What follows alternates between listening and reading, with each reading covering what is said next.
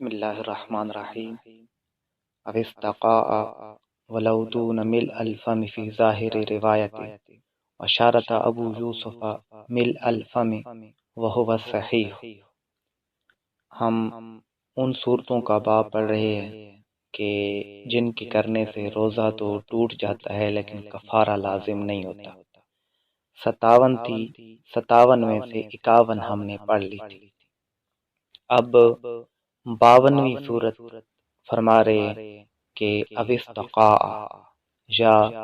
خود کہہ کی، یعنی جان بوجھ کر کہہ کی، ولو دون ملء الفم،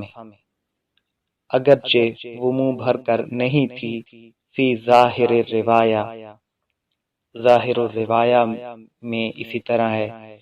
کہ خود کہہ کی اگرچہ منہ بھر کر کہہ نہیں تھی تو بھی روزہ ٹوٹ جائے گا لیکن کفارہ نہیں ہوگا۔ آگے فرما رہے ہیں کہ وشارت ابو یوسف، امام ابو یوسف نے شرط مقرر کی ہے ملء الفم، منہ بھر کر کہہ کی، وہو الصحیح، اور یہی صحیح ہے، یعنی جان بوجھ کر خود کہہ کی اور منہ بھر کر ہو تو تب روزہ ٹوٹے گا۔ یہ امام ابو یوسف نے شرط مقرر کی ہے اور یہی بات صحیح ہے۔ پیچھے بھی ہم کہہ کے بارے میں پڑھا ہے اور غالباً میں نے یہ بتایا تھا کہ علامہ طحطاوی نے کہہ کی 12 صورتیں لکھی ہیں اور 12 صورتوں میں سے صرف ایک صورت روزہ توڑ دیتی ہے۔ اسی کہہ کے بارے میں علامہ شامی نے 24 صورتیں لکھی ہیں اور ان 24 صورتوں میں سے صرف ایک صورت کہہ کو توڑ دیتی ہے۔ علامہ شامی نے جو 24 صورتیں لکھی ہیں مختصراً میں آپ کو بتاتا ہوں۔ علامہ شامی نے لکھا کہ یا تو کہہ خود آئے گی یا وہ جان بوجھ کر کہہ کرے گا۔ یہ 2 صورتیں ہوئیں ان تو اب یہ ہر 2 صورت میں منہ بھر کر کہہ ہوگی یا منہ بھر کر کہہ نہیں ہوگی، اور پھر ان ہر 4 صورتوں میں سے جو کچھ کہہ میں نکلا ہے وہ یا تو خود لوٹ جائے گا، یعنی پھر نکل لیا، یا جان بوجھ کر نکل لیا، یا تو خود بخود نکلا گیا یا جان بوجھ کر نکل لیا۔ پھر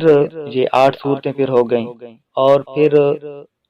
ان ہر 8 صورتوں میں سے یا تو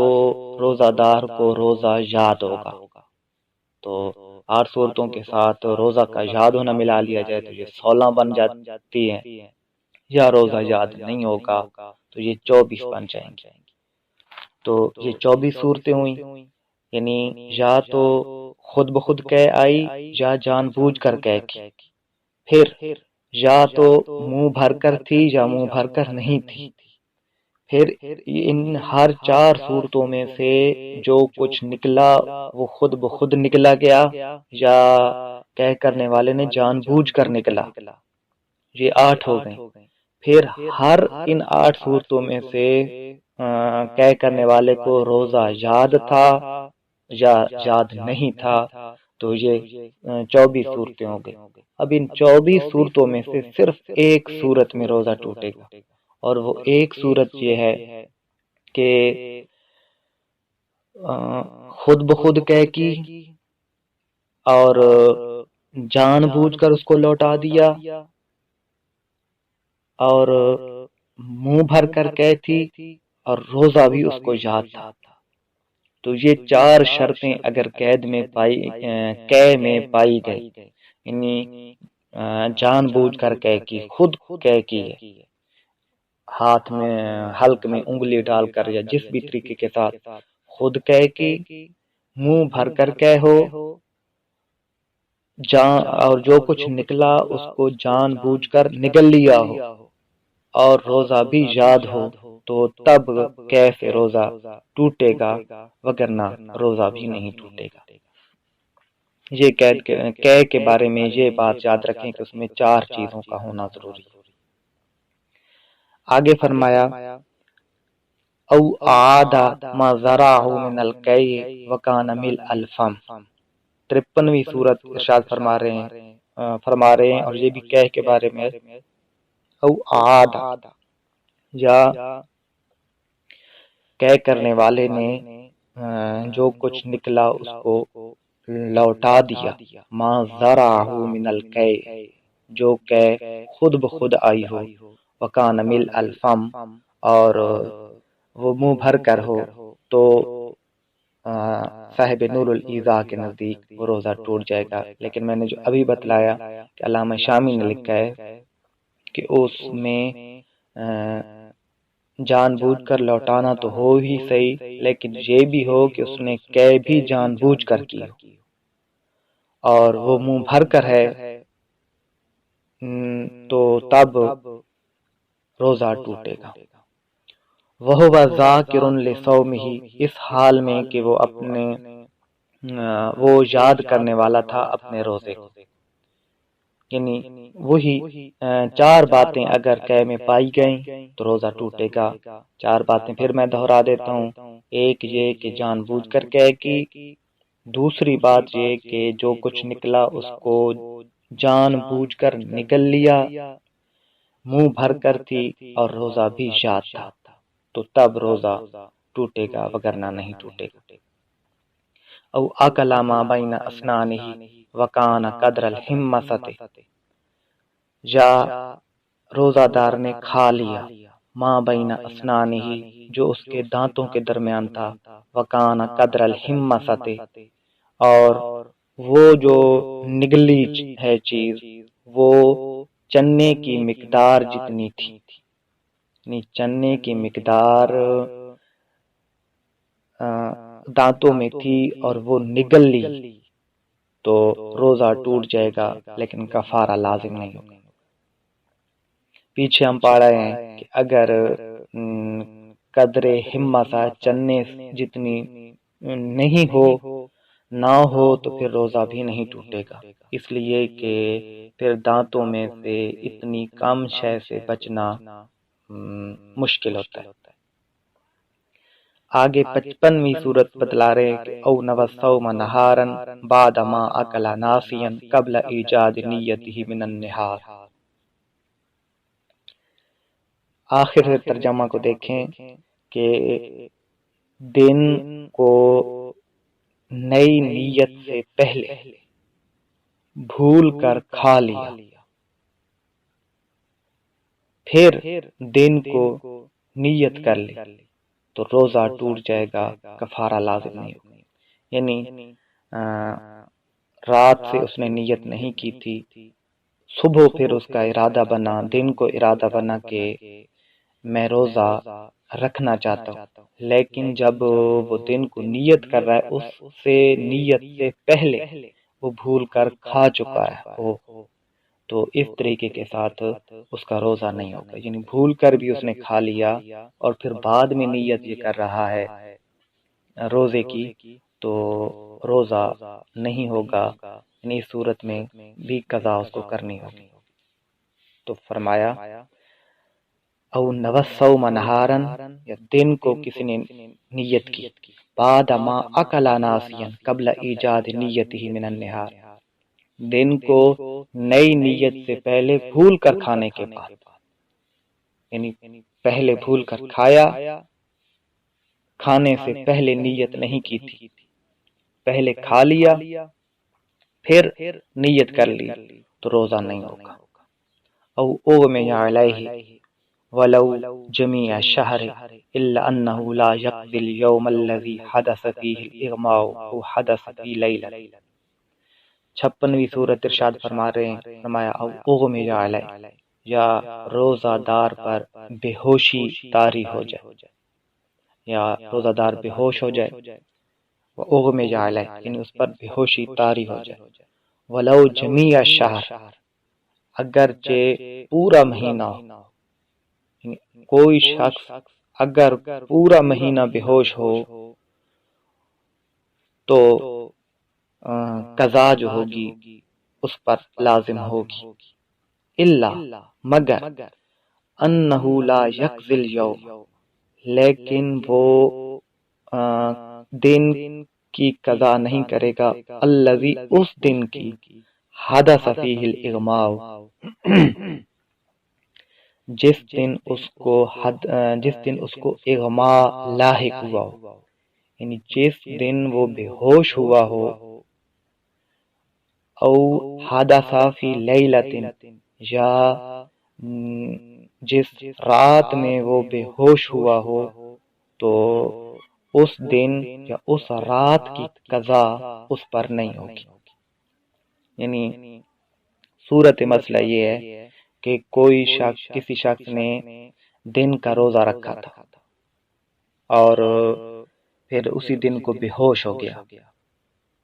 تو اب پورا مہینہ بے ہوش رہا یا بقیہ جتنے بھی دن تھے بے ہوش رہا، تو اس صورت میں جس دن اس نے روزہ رکھا تھا اس دن کی قضا تو نہیں ہوگی، باقی جو دن آگے بے ہوش پڑا رہا ان دنوں کی قضا ہوگی۔ اس کی وجہ یہی ہے کہ جس دن اس نے روزہ رکھا بے ہوشی کی حالت میں اس نے وہ روزہ پورا کر لیا، یا جو شروع کیا تھا اس وقت وہ مکلف تھا تو اس نے روزہ رکھا، پھر جب وہ مکلف نہ ہوا، یعنی جب تک وہ مکلف تھا تو اس کا روزہ تھا، لیکن جب مکلف نہ رہا تو روزہ جو ہے اس پر سے پھر معاف ہو جائے گا۔ لیکن اگر اس نے روزہ نہیں رکھا ہوا تھا تو بے ہوشی پورا مہینہ رہی تو پھر اس پر قضا ہوگی۔ او جنہ غیر ممتد جمیع الشہر ولا یلزمہ قضاؤہ بإفاقتہ لیلا او نہارا بعد فوات وقت نیت فی الصحیح۔ او جنہ، یا کوئی شخص مجنون ہو گیا ہو، پاگل ہو گیا ہو، غیر ممتد جمیع الشہر، بغیر پورا مہینہ اس جنون کے لاحق ہونے کے، ولا یلزمہ، یعنی اس شخص کو پورا مہینہ جنون نہیں تھا، ولا یلزمہ قضاؤہ، تو اس شخص پر روزے کی قضا لازم نہیں ہوگی، کہ افاقتہ لیلا او نہارا، رات کو یا دن کو افاقہ آنے کے ساتھ، بعد فوات وقت نیت پھر صحیح تر قول کے مطابق نیت کے وقت فوت ہونے کے بعد، یعنی نیت کا وقت کب فوت ہوتا ہے؟ پیچھے ہم پڑھ آئے ہیں کہ زوال کے بعد نیت کا وقت فوت ہو جاتا ہے، تو اگر زوال کے بعد دن کو یا رات کو اس کو افاقہ آ گیا، اس کا جنون چلا گیا، تو پھر اس دن کی، جس دن نیت کا وقت ختم ہونے کے بعد یا زوال کے بعد وہ ٹھیک ہو گیا تھا، تو اس دن کی قضا اس پر لازم نہیں ہوگی۔ ہاں، پہلے افاقہ ہوا، یعنی زوال سے پہلے افاقہ ہو گیا، تو چونکہ نیت کی صحت کا وقت باقی تھا، پھر اس پر اس دن کی قضا لازم ہوگی۔ یہ 57 صورت مکمل ہو گئیں کہ جن کے کرنے سے روزہ ٹوٹ جائے گا لیکن کفارہ لازم نہیں ہوگا۔ آگے چھوٹی سی فصل ہے، فرمایا فصل یجب الامساک بقیت اليوم علی من فسد صومہ علی حائض ونفساء طہرتا بعد طلوع الفجر وعلی صبی بلغ وکافر اسلم وعلیہم القضاء الا الاخیرین۔ فرمایا نئی فصل، یجب الامساک، امساک واجب ہے۔ امساک کہتے ہیں رکنے کو، یعنی کھانے پینے اور جماع سے رکا رہنا واجب ہے۔ بقیت الیوم، بقیہ دن، کس شخص پر بقیہ دن کھانے پینے سے رکنا واجب ہے؟ اللہ، اس شخص پر من فسد صومہ، جس نے اپنے روزے کو توڑ دیا، جس نے اپنے روزے کو توڑ دیا، تو اس بندے پر توڑنے کے بعد جو دن رہتا ہے اس دن میں اس کے لیے رکنا واجب ہوگا، ضروری ہوگا۔ وعلی حائض ونفساء طہرتا بعد طلوع الفجر، نیز اس حیضہ عورت اور نفاس والی عورت پر جو طلوع فجر کے بعد پاک ہو گئی ہو، یعنی پہلے ان کو حیض تھا یا نفاس کا خون آ رہا تھا، پھر طلوع فجر کے بعد یعنی انہوں نے طلوع فجر سے پہلے روزہ وغیرہ نہیں رکھا تھا، پھر طلوع فجر کے بعد چاہے دن کے 10 بج رہے تھے یا 11 بج رہے تھے، وہ پاک ہو گئیں، حیض سے یا نفاس سے پاک ہو گئیں، تو اب ان کے لیے واجب ہے کہ کھانے پینے سے رکی رہیں۔ وعلی صبی، اور بچے پر بھی امساک واجب ہے، بالغ، جو بالغ ہوا ہو، یعنی جو لڑکا دن کو بالغ ہو گیا ہو اور روزہ اس نے نہ رکھ سکا ہو تو اس کے لیے بقیہ دن کھانے پینے سے رکا رہنا واجب ہوگا۔ وکافر اسلم، اور کافر پر جب اسلام لایا تو اس پر بھی امساک واجب ہوگا، یعنی وہ بھی یعنی طلوع فجر سے پہلے وہ مسلمان نہیں ہوا تھا، دن کو مسلمان ہو گیا، جب دن کو مسلمان ہو گیا تب اس کے لیے کھانا پینا جائز نہیں ہوگا۔ وعلیہم القضاء، اور ان سب پر قضا ہوگی، یعنی جس نے روزہ توڑا اس پر، حائض عورت پر کہ جو طلوع فجر کے بعد پاک ہوئی تھی، نفاس والی عورت پر کہ جو طلوع فجر کے بعد پاک ہو گئی تھی، ان سب پر قضا ہے۔ الا الاخیرین، سوائے آخری دو کے، یعنی بالغ ہونے والے بچے اور اسلام لانے والے کافر کے، کہ ان دونوں پر قضا نہیں ہوگی۔ حیض والی عورت، نفاس والی عورت جس نے جان بوجھ کر روزہ توڑا تھا، ان پر تو اس دن کی قضا ہوگی، لیکن بالغ ہونے والے بچے اور اسلام لانے والے بچے پر اس صورت میں کہ وہ دن کو بچہ دن کو بالغ ہوا تھا یا کافر دن کو اسلام لایا تھا، تو قضا ان پر لازم نہیں ہوگی، اس لیے کہ جو روزے کی نیت کا جو وقت تھا اس وقت یہ مکلف بھی نہیں تھے، بچہ نابالغ تھا، اور وہ جو مسلمان ہوا ہے وہ پہلے کافر تھا، تو اس وجہ سے بچے پر اور اسلام لانے والے پر قضا جو ہے وہ واجب نہیں ہوگی۔ یہاں پر عورتوں کے لیے ایک اور مسئلہ بھی علامہ طحطاوی نے لکھا ہے۔ حیض اور نفاس والی عورت اگر طلوع فجر کے بعد پاک ہوئی ہوں تو پھر تو امساک اس کے لیے واجب۔ اب صورت مسئلہ یہ ہے یا سوال یہ ہے